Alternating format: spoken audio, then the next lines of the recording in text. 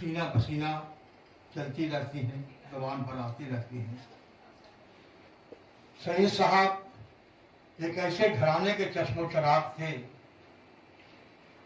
جن کی الگ خدمات رہی ہیں۔ ان کے والد محترم کو مجاہد آزادی، نیشنلسٹ صحافی کہا گیا تھا، اور وراثت میں سعید صاحب کو یہ صحافت ملی، یا ان کو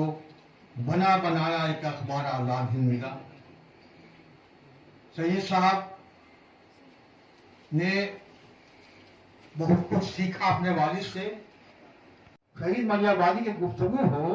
اور ان کے اداریوں کا ذکر نہ آئے، ایسا نہیں ہو سکتا ہے، اس لیے کہ اداریہ ان کا بہت مشہور ہوا، اور اداریہ سے دلچسپی اخبار سے دستن ہونے والے لوگوں نے پڑھتے تھے۔ تو میں نے غور کیا بہت کہ آخر وجہ کیا ہے۔ میں نے محسوس کیا ہے کہ اداریہ تو سبھی لکھتے ہیں، میں نے بھی بہت زیادہ اداریہ لکھی، اور بھی لکھتے ہیں، لیکن ان کے ہاں جو مشاہدات، واقعات کا علم،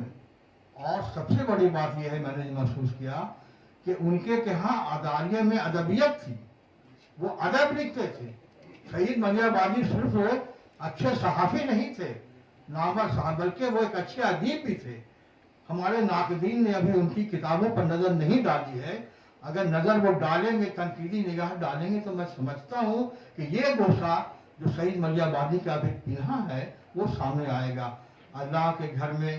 آج کا پاکستان، مدینہ سے بغداد تک، ابوالکلام آزاد، اور میری صحافتی زندگی، تو میں نے ایک دو کتاب ان کی صحافتی زندگی تو میں نے اب تک کتاب پڑھی نہیں ہے، لیکن 3-4 کتابیں ان کی میں نے متواتر کے ساتھ شائع ہوتی گئی اور پڑھتا گیا،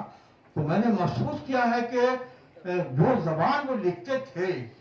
وہ زبان بہت کم لوگوں کے ہاں میں نے دیکھی۔ میں نے اپنی جہاں تک میرا علم ہے میں بتا رہا ہوں، ہو سکتا ہے کسی کو خراب بھی ہو۔ اس کی وجہ کیا ہے؟ اس کی وجہ یہ ہے سمجھتا ہوں کہ جہاں انہوں نے تعلیم پائی تھی، ملیح آبادی کسی یونیورسٹی کالج سے نہیں، تب انہوں نے تعلیم پائی تھی، مدرسہ کے پڑھے ہوئے تھے، جو مدرسے کے پڑھنے والے اکثر لوگوں کو ہم لوگ کو خاک ہی نہیں کرتے مدرسے کے پڑھے ہوئے، لیکن انہوں نے جس مدرسے میں تعلیم پائی تھی وہ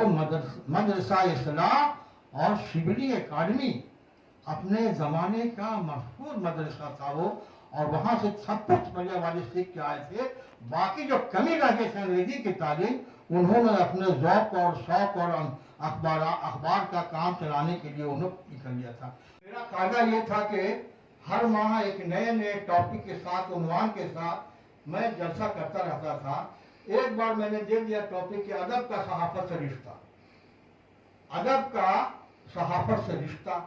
دے دیا۔ ملیح آبادی بھی آئے، ریشم فریدی بھی آئے، ریشم جعفری بھی آئے، صالح لکھنوی بھی آئے، وہ اس وقت جو بہت سینئر شاعر ادیب تھے، ان لوگ آئے، تو میں متمنی کہ دیکھیں ملیح آبادی سب کیا کہتے ہیں بھائی، تو انہوں نے ٹاپک کے بارے میں تو سب کچھ کہا۔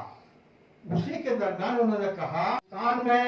آج کے دور میں، آزادی کے بعد میں نہیں کر رہا ہوں، تحریک آزادی، جنگ آزادی کے بعد نہیں کر رہا ہوں، اس زمانے میں سبھی قائدانہ صحافت کرتے تھے، لیکن آج پورے ہندوستان کے اخبارات کو اگر اٹھا کے دیکھیں گے تو قائدانہ صحافت نہیں ہو رہی ہے، لیکن سعید ملیح آبادی غیر اعلانیہ طور پر قائدانہ صحافت کرتے تھے، ملت کو، سماج کو، تعلیم،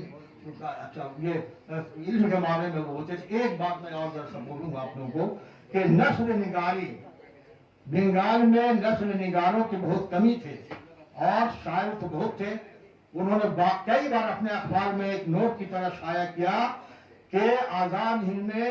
اتنے شعری مواد جمع ہو گئے ہیں کہ اگر 3 مہینے تک ایک غزل بھی اگر نہیں آئے گی تو کوئی فرق نہیں پڑے گا۔ میں نئی نسل سے یہ توقع رکھتا ہوں کہ وہ نثر نگاری کی طرف زور دیں گے، اور میں سمجھتا ہوں کہ اردو اکیڈمی اور ملیح آبادی کے بار بار توجہ دلانے کا سبب ہے کہ آج بنگال میں نثر نگاروں کی کمی نہیں ہے۔ میں انہی باتوں کے ساتھ